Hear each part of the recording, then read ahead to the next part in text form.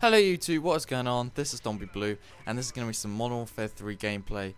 The reason I thought I'd bring you this particular game, which is a 31-4 with the ACR, is because I'm only level 5 or level 6, which kind of leads me on to my topic for this video, which is going to be what I want from Black Ops 2, you know, what Modern Warfare 3 did well, what they didn't do so well.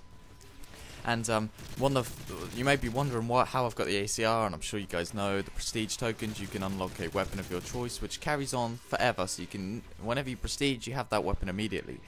And the first one I bought was Assassin, and the second one I bought was the ACR. So you can see my class. I have Assassin and ACR immediately. I don't think Assassin is important at the moment because a lot of people use the specialist package.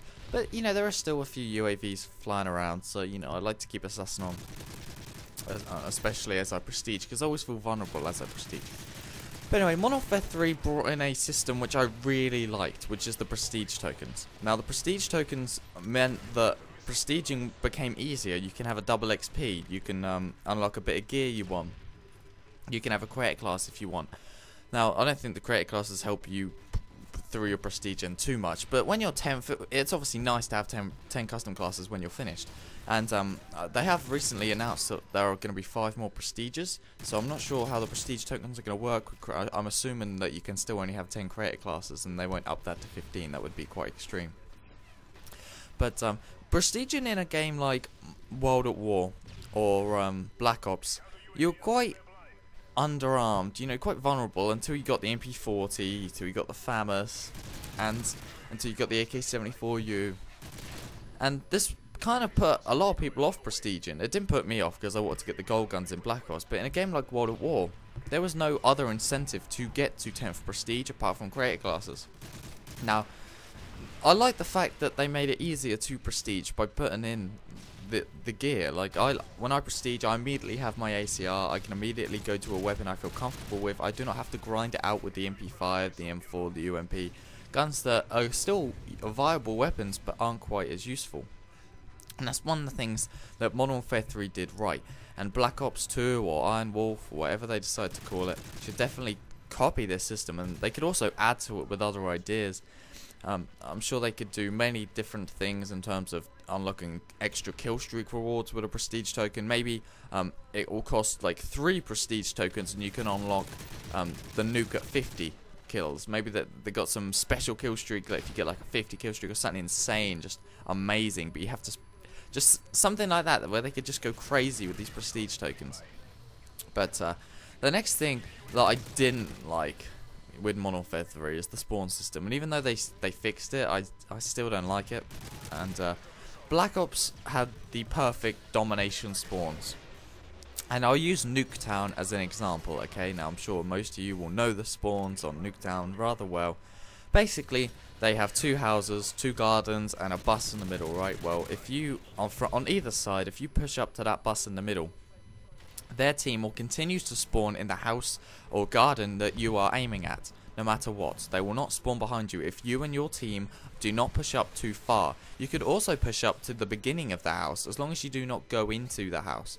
But if you go into the house, especially into the balcony or push the garden, the spawns will flip. Now, if the spawns flip in this case, it was kind of deserved, and you could predict it because you can see where your teammates are on the map. You can see that someone's running in, and kind of be aware that that's going to happen.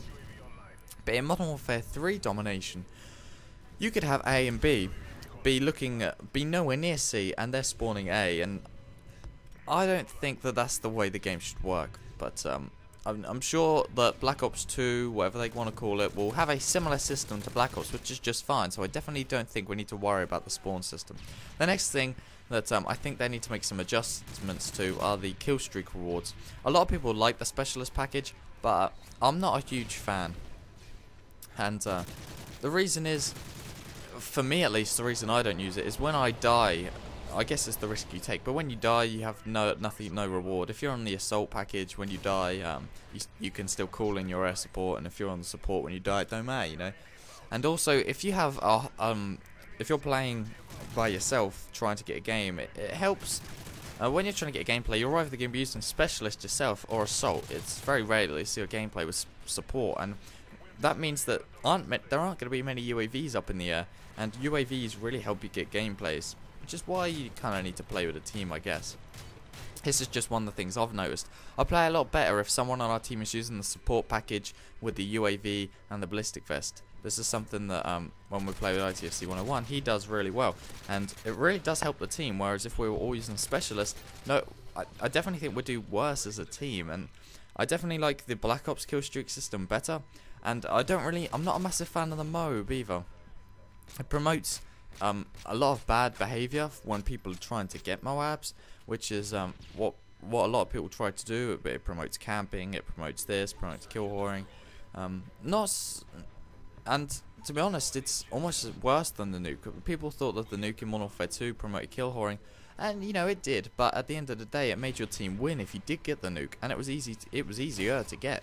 This Moab's hard to get, and it's pointless, really. That's to be honest. So, but anyway, guys, the final score is 31-4 using the ACR. If you did enjoy this video, please leave a like, and I'll see you later, guys. Peace.